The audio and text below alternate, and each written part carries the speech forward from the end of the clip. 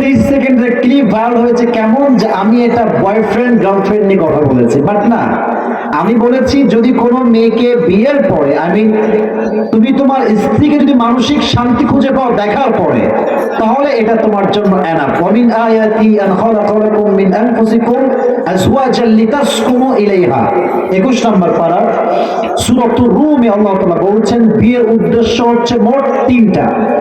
Number 1 purpose of marriage is mental peace. যদি তুমি তোমার স্ত্রীর মাঝে মানসিক শান্তি না পাও, এই বিয়ের উদ্দেশ্য অর্জন হবে না। I was talking about on this matter, আমি এইটা বলছিলাম। এখন পুরো 15 মিনিটের বক্তব্যকে কাটছাট করে যেইটা ছাড়লে মারামারি হবে, ট্রল হবে, ওইটা ভাইরাল হয়েছে। বাট আমি কোনটা হাইলাইট করতে চেয়েছি এটা অনেকে হাইলাইট করেন না। অতএব আমার কথা তোমাদের জন্য, আমার কথা কি বুঝতে কোনো সমস্যা হচ্ছে তো আপনাদের ভাই? দেখেন, আমি নিজে মাসে অনেক টাকা কামাই, এটা অহংকার নিয়ে না, দাপট নিয়ে বলছি না। টাকা কামাইলেই কিন্তু অনেক ভালো কিছু করা যায় না যদি মনের মতো মানুষ জীবনে না থাকে। আগে ঠিক বলতে হবে, আগে শোনেন, মজা নিয়েন না, মজা নেবেন, আগে শোনেন।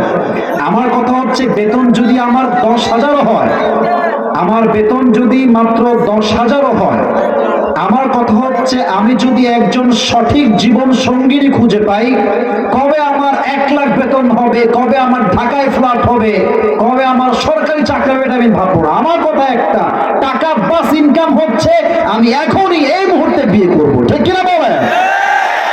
ব্যাংকে আমার 1 কোটি হলে বিয়ে করব, এই চিন্তা একদম বাদ দিয়ে দেন। আল্লাহ প্রত্যেকটা যুবককে কথাগুলো মানা বোঝা এবং আমল করার তৌফিক দান করুন। সকলে পড়া আমিন।